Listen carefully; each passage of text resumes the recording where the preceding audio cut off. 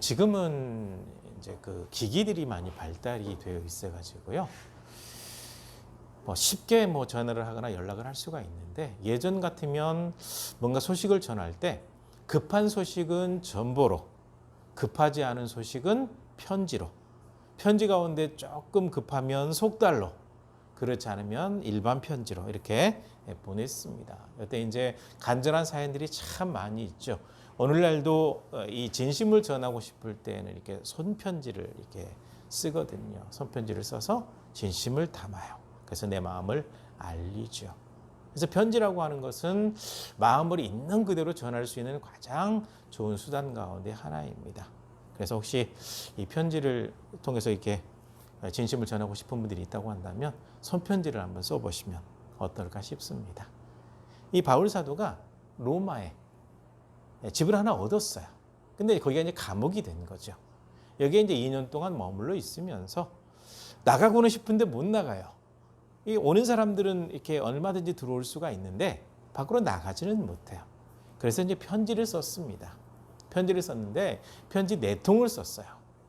에베소 교회에 보내는 에베소서, 골로새 교회에 보내는 골로새서, 빌립보 교회에 보내는 빌립보서, 그리고 골로새 교회 지도자로 있는 빌레몬에게 보내는 개인 편지, 이 네 통의 편지라고 표현하면 맞을 것 같은데요. 이 4통의 편지를 써서 보냈습니다.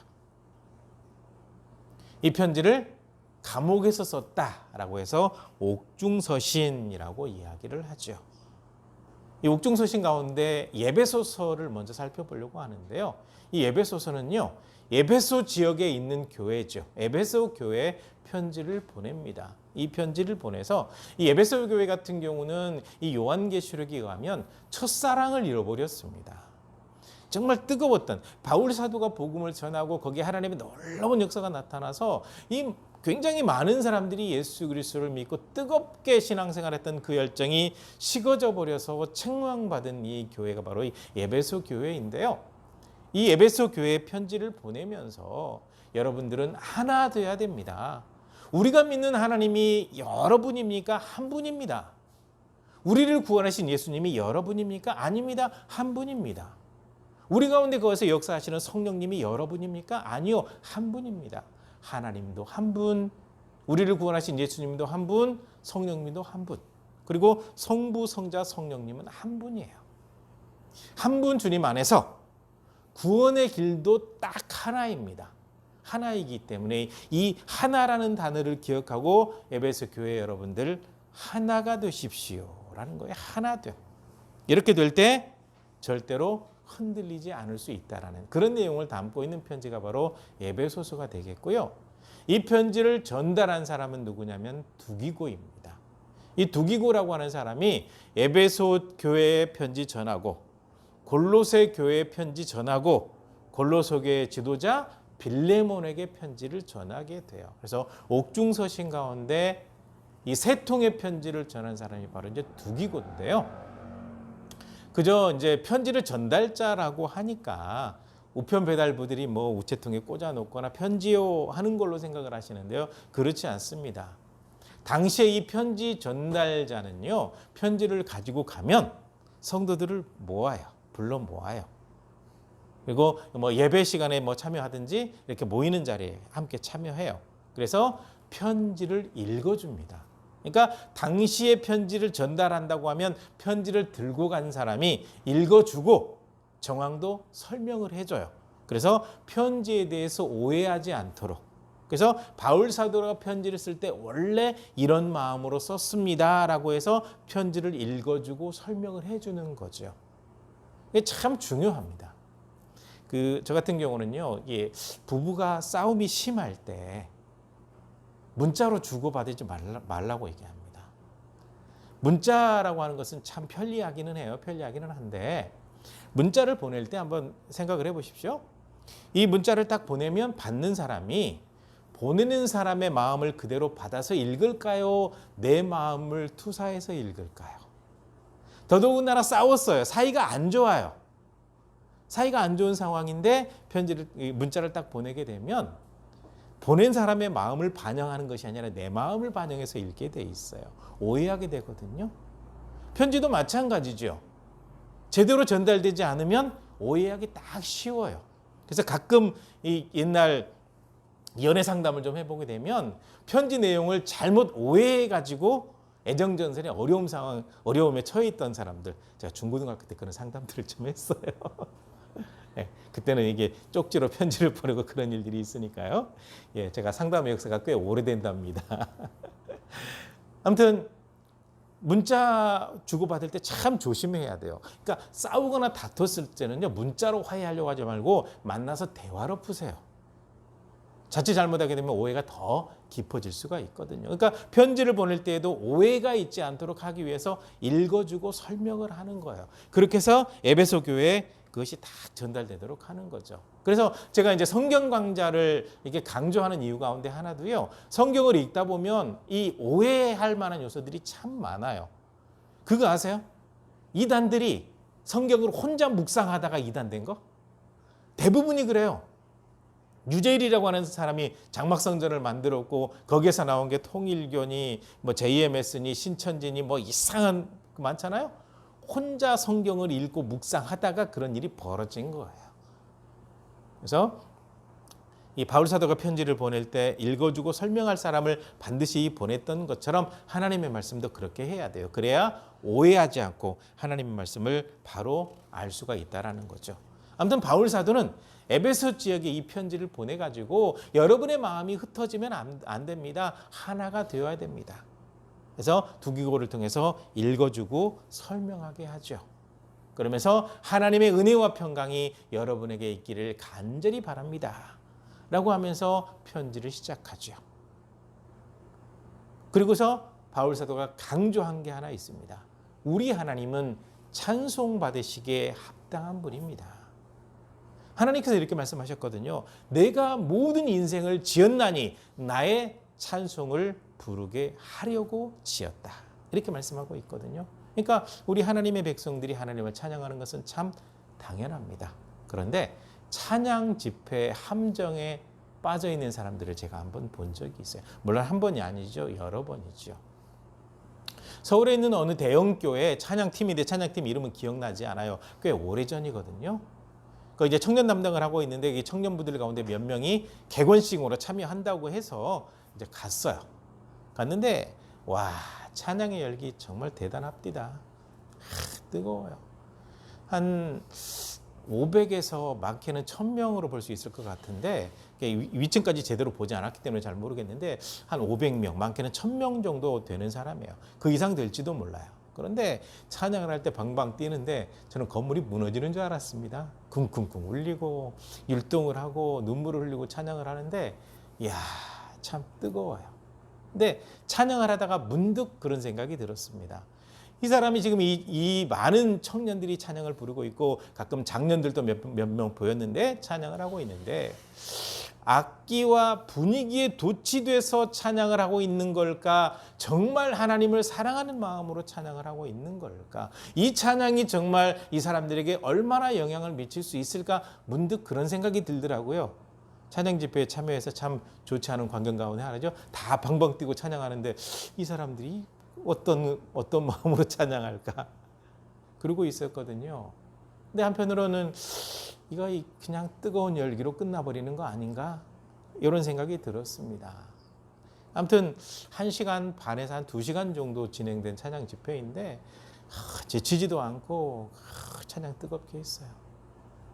그리고서 이제 마치고 난 다음에 이렇게 밀물 빠져나오듯이 썰물 빠져나오듯이 쭉 나오는 거죠. 나오니까 이제 지하철 타러 가야 되니까 그 사람들 주고받는 대화를 들으면서 갈 수밖에 없었는데 역시 우려했던 것이 거기서 나타나더라고요. 방금까지 그렇게 뜨겁게 찬양했던 사람들인데 가면서 나누는 대화가 술 한잔 하자? 야, 오늘 한잔 해야지. 이런저런 대화를 주고받는데 실망천만이었습니다. 찬양의 함정이죠. 악기에 도취되었을 가능성이 큽니다. 분위기에 도취되었을 가능성이 큽니다. 그렇다고 한다면 그것은 하나님을 찬양한 것이 아닙니다. 하나님께서 원하시는 건 진정한 찬양이거든요. 하나님을 찬양하는 입술로 다른 말이 나오면 안 되죠. 하나님을 찬양하는 몸으로 부정하고 쓸모없는 것에 노출되도록 만들면 안 되죠. 그런데 청년들이 그러고 있더라고요. 그렇다고 한다면 그건 진정한 찬양이 아니고 그냥 분위기에 도취된 찬양의 함정일 뿐이라고 생각이 들었습니다. 찬송하리로다 라고 바울사도가 선언할 때 여러분, 하나님은 진심으로 드리는 찬양을 받으시는 분입니다라는 거죠. 구약시대에도요, 이스라엘 백성들이 반드시 예배 드리게 되어 있죠. 제사 드리게 되어 있습니다. 그런데 그 제사를 드릴 때 준비되지 않은 모습으로 드리면 받지 않으셨습니다. 거슬러 올라가 볼까요? 창세기에 가인과 아벨이 있습니다. 가인은 농사 짓는 사람이고 아벨은 양을 치는 사람입니다. 가인이 추수를 다 하고 난 다음에 하나님 앞에 제사를 드렸습니다. 아벨도 역시 제단을 쌓고 하나님 앞에 제사를 드렸습니다. 이때 가인과 그의 제사는 하나님께서 받지 않으셨고 아벨과 그의 제사는 하나님께서 받으셨습니다. 왜요? 가인은 준비되지 않은 제사를 드렸고 아벨은 준비된 진정한 제사를 드렸거든요. 제사 드리면 무조건 하나님 다 받으신다. 찬양 드리면 무조건 다 받으신다. 내가 만든 것은 찬양이다. 착각일 가능성이 굉장히 큽니다. 하나님은 진정한 찬양을 원하고 계시기 때문에 그렇습니다. 그리고 하나님을 찬양하는 것은 당연합니다. 하나님께서 우리에게 복을 주셨거든요. 하나님께서 우리에게 주신 복에 대해서 감사드리는 찬양. 살아계시고 역사하시는 하나님, 구원의 은혜 베푸신 하나님을 높여드리고 칭송하는 찬양. 마음의 진심이 담겨 있어야 하나님께서 받으시는 찬양이 되는 겁니다. 근데 가만히 생각해 보면 우리가 받은 복이 참 많아요. 근데 이 사람의 욕심이라고 하는 것은 참 끝이 없어요. 받은 것은 당연하고 더 줄 거 없나? 더 안 주나? 이게 사람의 욕심이거든요. 근데 가끔 받은 거에 대해서 감사하는 사람들을 보면요, 이 신앙의 수준이 달라요. 분명히 보기에는 별로인 것 같은데 마음에 감격이 있어요. 하나님께서 나에게 은혜 주지 않았다고 한다면 지금 나는 이 삶조차도 누릴 수 없었을 겁니다라고 고백하는 분들이 있더라고요. 우리 신앙이 거기까지 갔으면 좋겠습니다. 그 모습이 되었으면 좋겠습니다. 주신 것에 대해서 감사하면 감사하는 그 마음에 하나님께서는 더 은혜를 부어주시거든요. 그 주신 건 당연하고 더 주세요. 아무리 자녀라도 주신 건 당연하고 더더더 원하면 글쎄요. 네, 마음이 맞아요. 우리는 하나님의 자녀거든요. 주신 것에 감사할 수 있는 모습이 되었으면 좋겠습니다. 오늘 왜 감사해야 되고 주님을 찬양해야 되느냐? 아주 근본적인 것을 바울 사도가 이야기를 하고 있습니다. 먼저는요, 하나님께서 우리를 자녀 삼으려고 계획하셨습니다. 할 때 예정이거든요. 예정. 많은 사람들이 이 부분을 잘못 해석합니다. 구원받을 자와 구원받지 않을 자가 이미 예정이 되었다고요. 뱃속에 딱 잉태되는 순간부터 이 사람은 구원받을 사람, 구원받지 않을 사람이 정해졌다라고 선언하는 사람들이 있죠. 대단히 위험한 생각입니다. 그렇지 않습니다. 하나님의 이 예정은요, 모든 사람들이 구원받기를 바라시는 예정입니다. 왜냐하면요, 예수님께서 십자가에 못 박혀 돌아가실 때 예수님의 피 흘리심은 특정한 몇몇 사람들을 위한 것이 아니라 모든 사람들, 이 모든 사람들이라고 할 때 이 세계에 존재하고 있는 모든 사람을 얘기하는 겁니다. 모든 인류를 얘기하는 거예요. 하나님께서는 그렇게 예정을 해놓으셨는데 많은 분들이 해석을 잘못해가지고 이미 뱃속에 수정되는 순간부터 구원받을 사람과 구원받지 않을 사람이 정해져 있습니다. 그럼 왜 전도를 해야 돼요? 누군지 모르니까 전도해야 됩니다. 라고 나오거든요. 하나님의 예정이라는 단어를 잘못 보고 있습니다. 하나님께서 예정하실 때, 이 구원의 예정을 하실 때 어떤 예정이셨냐면요, 말라기 시대에 제가 말씀 자주 드리잖아요. 하나님께서 여러분들을 얼마나 사랑하는 줄 아십니까? 그래요? 에이, 우리는 하나님의 사랑을 받아본 적이 없는데요. 말라기 선지자가 예언할 때 그때 당시 수많은 사람들이 그랬단 말이죠. 그래서 하나님께서 너무너무 마음이 섭섭하신 거예요. 사랑을 베풀어 줬는데 언제 우리 사랑하셨는데요? 라고 하니까 내가 진정한 사랑을 보여줄 것이고 마지막 때에 엘리야를 보내겠다라고 말씀하시고 400년 동안 침묵하시고 예수님을 통한 구원의 계획을 세우셨어요. 이것이 예정입니다. 하나님의 예정이요. 모든 사람들이 죄인이기 때문에 그 사람들의 죄를 다 담당하고 깨끗하게 죄를 씻고 구원받을 수 있는 그 길을 만드시기 위한 준비. 그것이 바로 하나님의 예정입니다. 왜냐하면 처음 두 사람이 하나님의 명령을 어기고 원래요. 아담과 하와는요. 완벽하게 만들어졌습니다. 왜 완벽한 줄 아세요? 하나님의 형상을 닮은 그대로 만들었잖아요. 하나님 닮은 존재. 하나님이 완벽한 분이시잖아요. 처음 만든 사람이 부족하다고 한다면 하나님은 완벽한 분이 아니에요. 완벽한 분이거든요. 완벽하게 만들어놨습니다. 아무런 죄가 없어요. 그리고 어떤 분들은 그렇게 표현도 하더라고요. 동물들과도 대화를 나눌 정도로 이게 순수한 요고 깨끗한 용어. 그 정도까지 이제 표현을 하고 있는 이유가 뭐냐면 하나님께서 그만큼 아담과 하와를 완벽하게 만들어 놓으셨다라는 거예요. 그런데 하나님의 명령을 어기는 바람에 죄인이 되어버렸습니다. 그리고 아담과 하와를 통해서 태어난 모든 후세대들은 다 죄인이 되어버린 거거든요. 그러니까 흠이 없이 만들어 놨는데 흠이 있게 되어버린 거죠. 흠집이 난 거예요. 네. 보통 우리 자녀 길러본 부모님들은 다 그런 마음이 있을 겁니다. 상처 하나 안 나게 기르고 싶은데 나가서 상처 나가지고 와요. 네. 하나님의 마음 오죽하셨겠습니까? 사람을 만드셨어요. 완벽하게 만드셨고 하나님께서 영원히 사시는 것처럼 영원한 생명을 누리기를 원하셨어요. 그런데 흠집이 생겨버렸네요. 그래서 하나님께서 그들의 흠집을 없애기 위한 계획을 세우신 건데 바로 그것이 하나님의 예정입니다. 예정.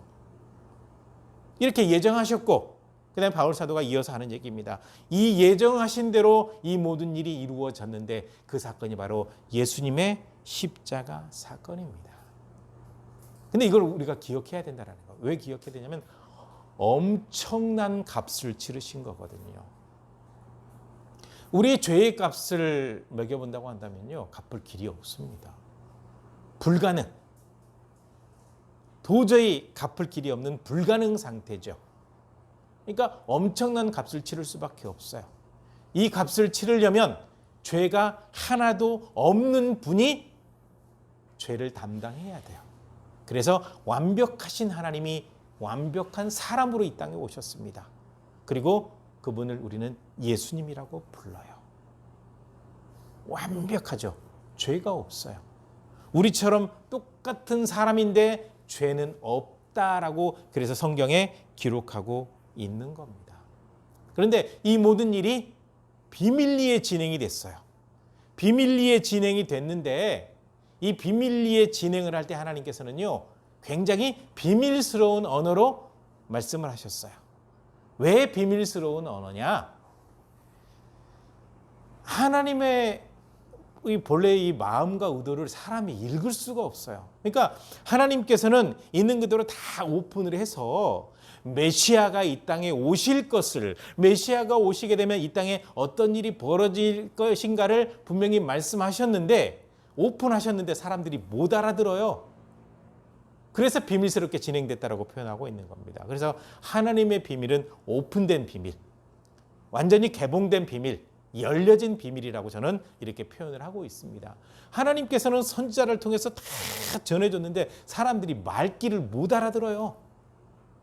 그러니까 말귀를 못 알아들으니까 하나님께서는 오픈하셨지만 사람이 모르고 있기 때문에 비밀스러운 하나님의 계획이라고 이렇게 표현을 할 수밖에 없는 거죠. 하나님의 신비, 하나님의 비밀은 이미 알려주었는데 사람들이 듣고도 무슨 말인지 못 알아들어요. 그게 문제거든요. 그런데 하나님의 이 오픈된 비밀은 그대로 진행이 되어서 이루어졌고 예수님께서 즉 죄가 없으신 하나님께서 이 땅에 사람의 모습으로 오셔서 십자가에 못 박혀 돌아가시고 피 흘리심으로 모든 사람들의 죄를 깨끗하게 씻으셨다라는 거죠. 값을 치렀다라고 하는 거죠. 값을 치렀다라고 여기에 표현을 하고 있는 겁니다. 값을 치렀어요. 엄청난 값을 치렀습니다. 이렇게 되어서 이제는 우리가 뭔가 노력을 해서 값을 치를 필요가 없어요.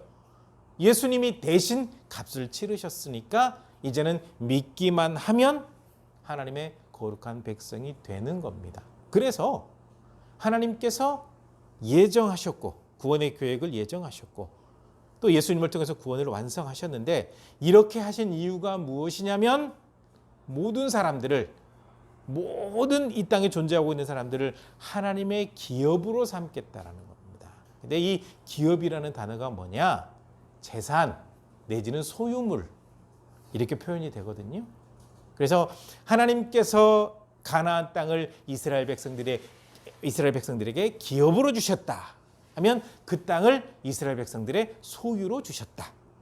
이렇게 말씀하고 있고 그다음에 하나님께서 레위 지파 사람들의 기업이 되신다라고 하는 것은 무엇이냐면 레위 지파 사람들을 하나님께서 전적으로 책임져 준다.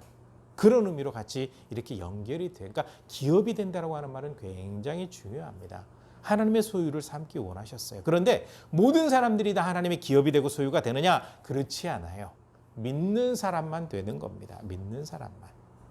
구원의 길은 모든 사람들에게 다 열려 있지만 하나님의 기업, 하나님의 백성이 될 수 있고 하나님의 나라를 상속받을 수 있는 사람은 바로 믿는 사람만 되는 겁니다.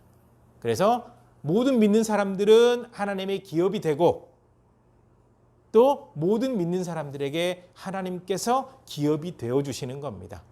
즉 쉬운 말로 말씀드리면 모든 믿는 사람들은 하나님의 것이고 하나님은 모든 믿는 사람들의 것이고 그러니까 영적으로 하나님과의 관계가 하나 되는 겁니다.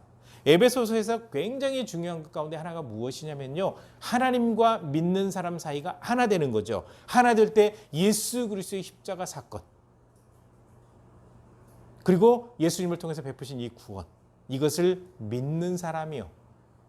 그러니까 우리가 믿을 때 하나님과의 관계가 회복이 되는 겁니다. 죄인에서 하나님의 백성으로 하나님의 자녀로 바뀌게 되기 때문에 그렇습니다. 그래서 우리가 하나님의 영원한 소유가 되는 거죠. 소유. 그래서 하나님의 기업입니다. 하나님의 기업. 그러니까 주님께서 이 모든 일을 하신 것은 하나님과 멀어져 버린 사람과의 관계를 회복할 뿐만 아니라 온전히 책임지는 기업으로 삼기 위해서 이렇게 행하셨다라는 거죠. 이렇게 행하셨어요. 이렇게 행하신 하나님께서 이제 우리에게 어떤 은혜를 베푸시냐? 하늘에 속한 신령한 모든 복을 하나님의 자녀들에게 주시는 겁니다.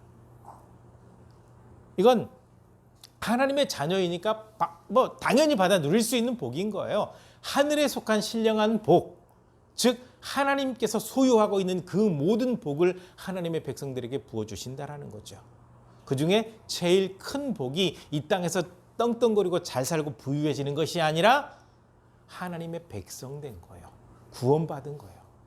구원이라는 이 단어를 다른 말로 하면 구해냄이라고 정의할 수 있을 것 같습니다. 구해냄, 죄 속에 빠져 있는데 구해냈습니다.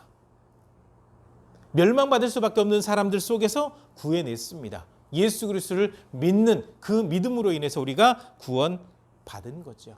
그러니까 우리가 받은 복 가운데 가장 큰 복은 구원의 복이죠. 그리고 구원의 복을 받은 사람들은 어떻게 되느냐? 이게 이제 우리가 주의 깊게 봐야 될 레위기 26장, 신명기 28장이에요. 하나님께서 말씀하시기를 너희가 이스라엘 백성들에게 줬던 약속인데 이제 여전히 우리에게 유효한 약속이 되고 있거든요. 너희가 가나안 땅에 들어가서 좌로나 우로나 치우치지 말고 내가 너희에게 명령한 대로 살아가게 된다고 한다면 그 땅이 영원히 너희의 땅이 될 것이고 어떠한 적도 침범에 들어오지 못할 것이고 장수하는 복을 누리게 될 것이고 어떤 일을 하든지 농사를 짓든지 뭐 사업을 하든지 무엇을 하든지 그 모든 일이 잘 되어질 것이며 세상 모든 사람들 믿지 않는 나라 열방 나라들이 너희를 보고 아 하나님의 백성들은 하나님께서 책임지시는구나라고 인정할 정도로 너희에게 은혜를 베풀어 주겠다라고 말씀하고 있거든요. 거기에 핵심이 뭐냐면 하나님과의 관계가 깨지지 않아야 되는 거예요. 그러니까 이 땅에서 부유, 뭐 성공 이 부분보다 하나님과의 관계가 회복이 되면 나머지는 다 책임지시는 겁니다. 왜냐하면 하나님과의 관계가 회복이 되면 하늘에 속한 신령한 복, 하나님께서 가지고 있는 모든 복이 하나님의 백성들의 것이라는 거죠. 그 놀라운 비밀을 기억하셔야 돼요. 그러니까 우리가 다른 거 생각하지 말고 하나님과의 관계요.